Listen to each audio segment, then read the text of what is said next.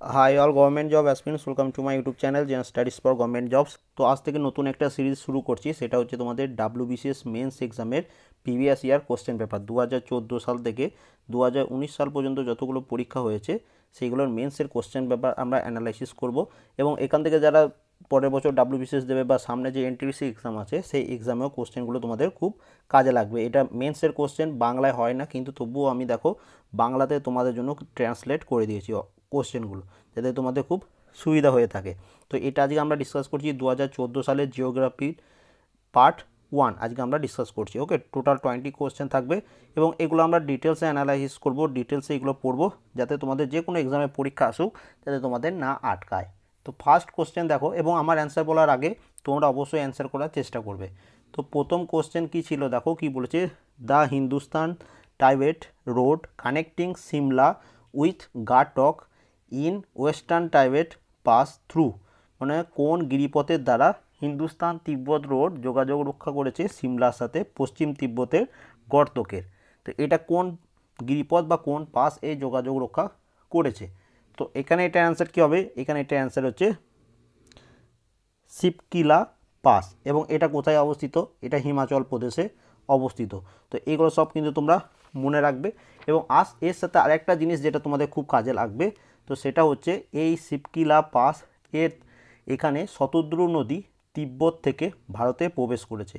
এই যে শিবকিলা এই পাসটি সিমলা এবং তিব্বতের মধ্যে যোগাযোগ সংযোগ করেছে। এই তিব্বত বলতে তিব্বতের গার্তক, যেটা এটা তিব্বতে অবস্থিত। ওকে, তো এটা মনে রাখবে, সিমলা এবং তিব্বত বা সিমলা এবং গার্তকের মধ্যে সংযোগ রক্ষা করেছে কে? এই শিবকিলা পাস। এবং শতদ্রু নদী তিব্বত থেকে ভারতে প্রবেশ করেছে। এবার দেখো অপশন বিতে যেটা রয়েছে জজিলা পাস। জজিলা পাস এটা কোথায় অবস্থিত? এটা অবস্থিত হচ্ছে জম্মু কাশ্মীর এর লাদাখ মালভূমিতে। এবং এটা লাদাখ এবং কাশ্মীরের মধ্যে সংযোগ রক্ষা করেছে। এবং তারপরে দেখো অপশন ডিতে যেটা রয়েছে জেলেপ লাভাস, এটা কোথায়? এটা হচ্ছে ভারত এবং তিব্বত বা চীনের মধ্যে সংযোগ স্থাপন করেছে। ভারতের সিক্কিম থেকে চীনের লাসা মধ্যে এই সংযোগটা স্থাপন করেছে। ওকে, এটা মনে রাখবে। এবং এটা কোথায়? জেলেপলা সিক্কিমে। তো এই তিনটে ডিটেলস একটু মনে রাখবে। 2 নম্বর প্রশ্ন, Sindh Sagar Doab is located between the rivers. Sindh Sagar Doab কোন নদীগুলির মধ্যে অবস্থিত? তো এটাও একটা ইম্পর্টেন্ট প্রশ্ন তোমাদের। এখান থেকে দেখেছি আমি তোমাদের মিসলিনিয়াসের প্রিভিয়াস ইয়ারেও এসেছিলো, ক্লার্কশিপের প্রিভিয়াস ইয়ারেও এসেছিলো। তো এখানে এটা অ্যান্সার কী হবে? এখানে এটা অ্যান্সার হচ্ছে Jhelum, Chenab and Indus. Option D হবে এখানে এটার অ্যান্সার। এবার দেখো ঝেলেম এবং চেনাব এই দুটির মিলিত প্রবাহ এবং তার সাথে ইন্দুস রিভার, এই দুটি নদীর মিডিলে অবস্থিত হচ্ছে সিন্ধ সাগর দোয়াব। এবার দেখো এই দোয়াব কথাটির অর্থ কী, এটা তোমাদের জেনে রাখা দরকার। তো দোয়াব এই কথাটির অর্থ হচ্ছে যে দুটি নদীর মধ্যবর্তী পলিগঠিত উঁচু অংশকে বলা হয় দোয়াব। এবার দোয়াব রিলেটেড কিছু ডিটেলস আমি তোমাদের বলে দিচ্ছি। ফার্স্ট মনে রাখবে, দোয়াব প্রধানত 5 ধরনের হয়। 1 নম্বর হচ্ছে বিস্ত দোয়াব। এই বিস দোয়াব এটা কোন দুটি নদীর মধ্যে? এইটি হচ্ছে বিস এবং সুতলেজ। তো অপশন সিতে যেটা দেখতে পাচ্ছ যে বিস অ্যান্ড সুতলেজ, সুতলুজ বা সুতলেজ, এই নদীর যে দোয়াবটি অবস্থিত সেটা হচ্ছে বিস দোয়াব। আর একটা হচ্ছে দেখো বাড়ি দোয়াব, এটাও দেখবে তোমরা শুনেছো আশা করি। বাড়ি দোয়াব কাদের মধ্যে অবস্থিত? বাড়ি দোয়াব হচ্ছে বিস এবং রাভি নদীর মিডিলে অবস্থিত হচ্ছে বাড়ি দোয়াব। থার্ড হচ্ছে রেচনা দোয়াব। রেচনা দোয়াব কার মধ্যে অবস্থিত? রেচনা দোয়াব হচ্ছে চেনাব এবং রবি, মানে অপশন বিতে যেটা রয়েছে এখানে হচ্ছে রেচনা দোয়াব। ওকে, 4 নম্বর হচ্ছে চার্জ দোয়াব। এটা কোনটা? চার্জ দোয়াব হচ্ছে চেনাব এবং ঝিলাম এই নদীর মধ্যে অবস্থিত।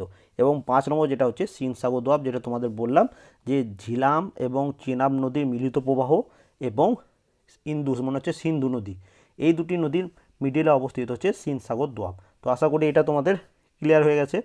পরের প্রশ্নে চলে আসি। The Zanskar is one of the main range of, Zanskar অন্যতম প্রধান পর্বতশ্রেণী হলো কোনটি? তো জাস্কার এটি হচ্ছে অন্যতম প্রধান পর্বতশ্রেণী, সেটি হচ্ছে দ্য ট্রান্স হিমালয়ের একটি অন্যতম প্রধান পর্বতশ্রেণী। এবং এর সম্বন্ধে আরেকটা জিনিস মনে রাখবে, সেটা হচ্ছে এটি জম্মু কাশ্মীর অ্যান্ড লাদাখে অবস্থিত। এর উচ্চতা প্রায় হচ্ছে 6 কিলোমিটার বা 6000 মিটার। এবং এর পূর্ব অংশকে বলা হয় রূপসু। আরেকবার বলে দিচ্ছি, এর পূর্ব অংশকে বলা হয় রূপসু। ওকে, এটা মনে রাখবে, SHU হবে। ওকে, রূপসু বলা হয়, তো এটা তোমাদের মনে রাখবে। 4 নম্বর প্রশ্নে চলে আসি, যোগ ফল ইজ অ্যাসোসিয়েটেড উইথ রিভার, বা যোগ জলপ্রপাত কোন নদীতে অবস্থিত। তো এটা তোমরা সবাই পারবে, যোগ জলপ্রপাত কোন নদী হবে। তো যোগ জলপ্রপাত এটি হচ্ছে সরাবতী নদীতে অবস্থিত। এবং এই প্রশ্নটা আসতে পারে, যোগ জলপ্রপাত কোন রাজ্যে অবস্থিত। তো অ্যান্সার কী হচ্ছে, এটি কেরালা রাজ্যে অবস্থিত, এটাও মনে রাখবে। এবং যোগ জলপ্রপাতের আরেকটি নাম আছে, সেইটার নাম কি, তো আরেকটি নাম হচ্ছে গেরোস্পা, GERUSOPPE,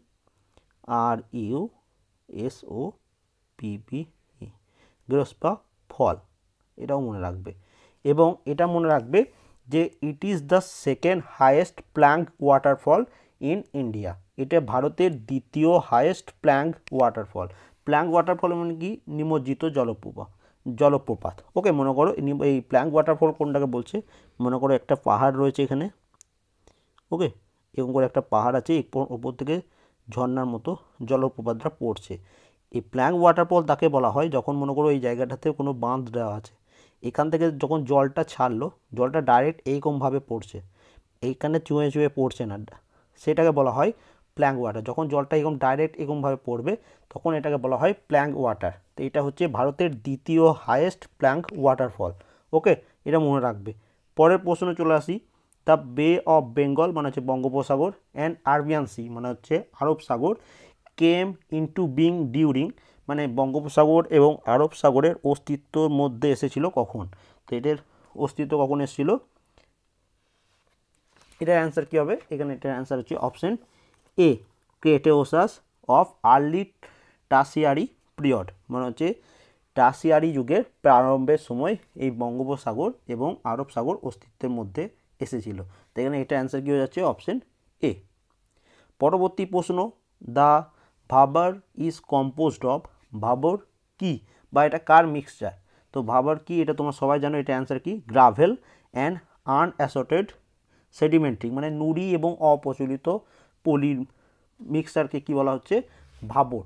তো ভাবর সম্বন্ধে, ভাবরের তুমি যদি সংজ্ঞা কি বলো, তাহলে ভাবরের সংজ্ঞা যেটা তুমি বলতে পারো যে হিমালয়ের পাদদেশীয় অঞ্চলে নদীবাহিত বালি, নুড়ি, পাথর সঞ্চিত হয়ে যে ঈষৎ ঢেউ খেলানো ভূমিরূপের সৃষ্টি হয় তাকে বলা হয় ভাবর। এবং এটি সিন্ধু থেকে তিস্তা নদী পর্যন্ত বিস্তৃত, এটাও মনে রাখবে ভাবর সম্বন্ধে। তাহলে অ্যান্সার কী হয়ে গেল, অপশন সি। পরের প্রশ্ন যেটা এসেছিল, ভাঙার বা ভাঙ্গর কি, এটা ভাঙ্গার হবে না, ভাঙ্গর কি। তো ভাঙ্গর কি হচ্ছে, এখানে এটা অ্যান্সার কী হবে, ভাঙ্গর হচ্ছে অপেক্ষাকৃত প্রাচীন পলিকে বলা হয় ভাঙর। তাহলে অপশন কী হবে, ওল্ড অ্যালুভিয়াম। তো অপশন এ হচ্ছে এটার অ্যান্সার। এবং যদি নতুন নিউয়ার অ্যালুভিয়াম, এটা কোনটা হচ্ছে নিউ, বা এটাকে কি বলা হয়, এটাকে বলা হয় খাদার। ওকে, নবীন পলিযুক্ত মাটিকে কী বলা হচ্ছে, খাদার, এবং পুরনো পলিযুক্ত মাটিকে বলা হচ্ছে ভাঙার। এই দুটো মনে রাখবে, তোমরা সবাই জানো আশা করি। পরের প্রশ্ন খুব ইম্পর্টেন্ট একটা, প্যাট ল্যান্ডস আর, প্যাট ল্যান্ড কি।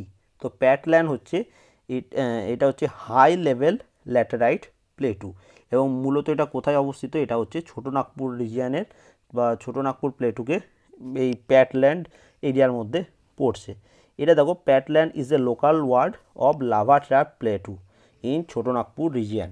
এবং এটা ছোটনাগপুর রিজিয়নের যে ডেকান লাভা যেটা রয়েছে সেটা দিয়ে তৈরি, এবং এখানে সেই জন্য, এবং এটা দেখবে ছোটনাগপুরের মালভূমির উঁচু অঞ্চল, ছোটনাগপুর মালভূমিকে 3টে পার্টে ভাগ করা হচ্ছে, একটা উঁচু, মিডিয়াম এবং লোয়েস্ট যেটা, ঠিক আছে। এই উঁচু অঞ্চলটাকে বলা হয় প্যাটল্যান্ডস, এবং এই উঁচু অঞ্চলটা আয়রন প্যান দিয়ে তৈরি।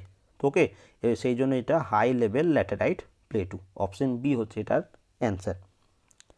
তরাই সয়েলড আর, তরাইয়ের মৃত্তিকা হলো কেমন ধরনের। তো তরাইয়ের মৃত্তিকা, এটা মনে রাখবে, তরাইয়ের মৃত্তিকা হচ্ছে নাইট্রোজেন সমৃদ্ধ, রিচ ইন নাইট্রোজেন, নাইট্রোজেনের সমৃদ্ধ, এবং এর সাথে যেটা হচ্ছে সেটা হচ্ছে জৈব পদার্থ সমৃদ্ধ, কিন্তু এটাতে ফসফেটের ঘাটতি রয়েছে, ডেফিসিয়েন্ট অফ ফসফেট। যদি প্রশ্ন আসতো Terai soil are deficient of which, তো তখন অ্যান্সার কী হতো, Terai soils are deficient of phosphate, কিন্তু কিসের সমৃদ্ধ, এটা হচ্ছে রিচ ইন নাইট্রোজেন, নাইট্রোজেনে সমৃদ্ধ, নাইট্রোজেন এবং তোমরা যেটা বলতে পারো জৈব পদার্থে।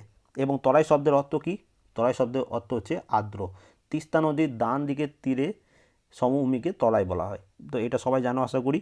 পরের প্রশ্ন চলে আসি, which ocean deep in located in Indian OC, Bharat মহাসাগরের কোনটা সবথেকে ডিপেস্ট ওশেন, কোনটা হবে?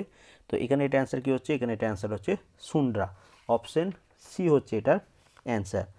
ওকে, এটা সুন্দ্রা কোথায় অবস্থিত, এটা সুমাত্রার নিকটে ভারত মহাসাগরে অবস্থিত। এবং এই যে মেরিনা যেটা রয়েছে, মেরিনা ট্রেঞ্চ যেটা রয়েছে, এটা কোথায়, এটা হচ্ছে deepest trench in the world, কোথায় অবস্থিত, প্যাসিফিক ওশেন বা প্রশান্ত মহাসাগরে, এটা মনে রাখবে, খুব ইম্পর্টেন্ট।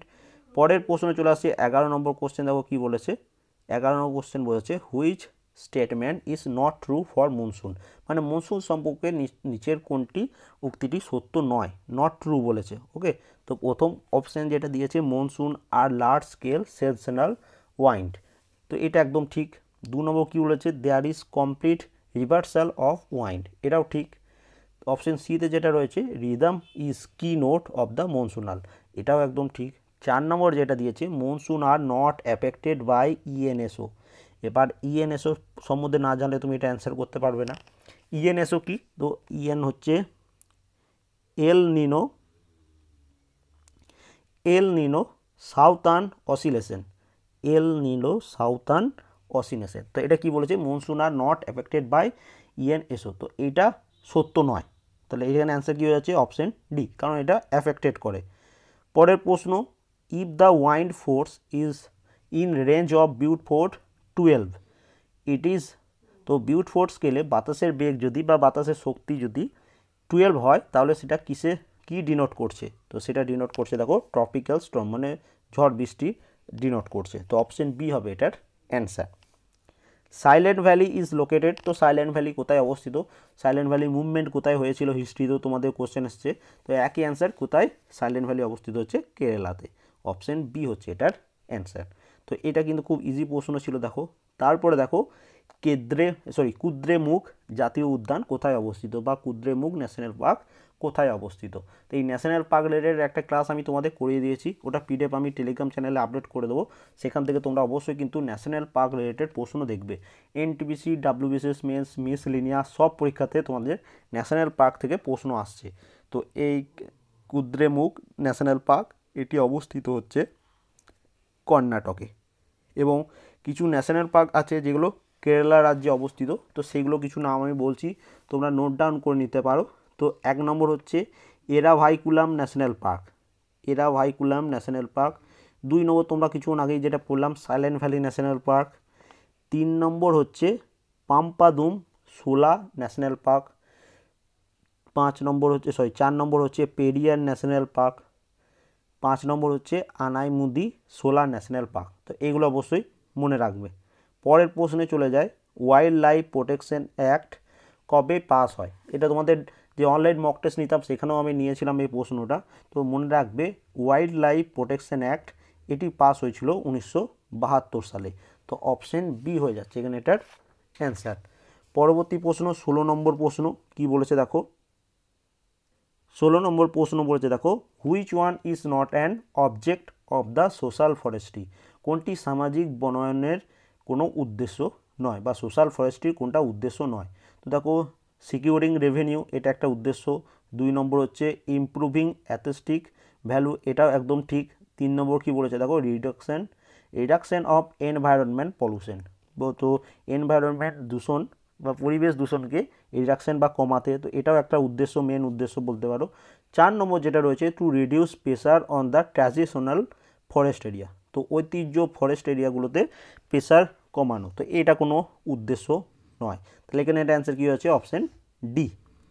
পরের প্রশ্ন, which year the first forest policy of independent India was declare, স্বাধীন ভারতের প্রথম কবে ফার্স্ট ফরেস্ট পলিসি ঘোষিত হয়েছিল বা ডিক্লেয়ার হয়েছিল, তো এটা কত সালে হবে, এটার অ্যান্সার কী হচ্ছে, এটা হচ্ছিল 1952 সালে, এবং এটা উদ্দেশ্য কী ছিল, যে ভারতের টোটাল এরিয়া 33% এই ফরেস্টের মধ্যে, মানে ফরেস্ট আন্ডারে কভার থাকবে।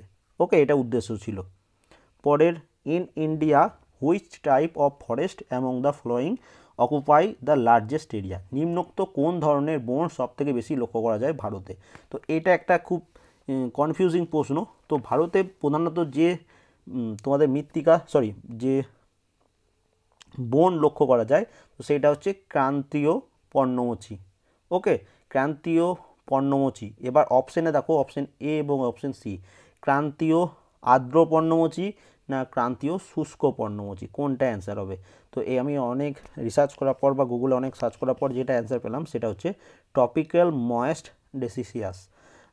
তাহলে এখানে এটা কি অ্যান্সার হবে, এখানে এটা অ্যান্সার হচ্ছে ক্রান্তীয় আর্দ্র পর্ণমোচী। অপশান এ হচ্ছে এটার অ্যান্সার। অপশান সিটাও হতে পারতো, কারণ এই দু ধরনের দেখতে পাওয়া যায়, কিন্তু সবথেকে বেশি যেটা দেখতে পাওয়া যায় সেটা হচ্ছে ক্রান্তীয় আর্দ্র পর্ণমোচী বা tropical moist ডেসিডিয়াস। Okay, option A হবে এটার অ্যান্সার। পরের প্রশ্ন, দ্য লিটল রান অফ কুচ is the only home of the, তো নিম্নোক্ত এগুলোর মধ্যে কোনটি রান অফ কুচে লক্ষ্য করা যায়। তো এখানে যেটা লক্ষ্য করা যায় সেটা হচ্ছে Indian wild ass. Option D হচ্ছে এটার অ্যান্সার। এবং আজকে লাস্ট প্রশ্ন, দ্য সোলা গ্রাসল্যান্ড আর ফাউন্ড ইন, তো সোলা তৃণভূমি কোথায় অবস্থিত। তো এটা অ্যান্সার কী হবে, এটা অ্যান্সার হচ্ছে ওয়েস্টার্ন ঘাট বা পশ্চিম ঘাট পর্বতে, এবং পশ্চিমঘাট পর্বতে সাউথ ওয়েস্টার্ন ঘাট হবে। ওকে, এটাও মনে রাখো, সাউথ ওয়েস্টার্ন ঘাট। তো অপশান সি হচ্ছে এটার অ্যান্সার। তো টোটাল এই 20 কোশ্চেন ছিল আজকের সেটটাতে। কেমন লাগলো, যে এক্সট্রা ডিটেলসগুলো দিলাম সেগুলো তোমাদের কোনো কাজে লেগেছে নাকি অবশ্যই কমেন্ট করে জানাবে। যদি ভালো লাগে তাহলে অবশ্যই লাইক এবং শেয়ার করবে, এবং অবশ্যই কমেন্ট করবে এই সিরিজটা কন্টিনিউ করব কি করব না। And thank you for watching.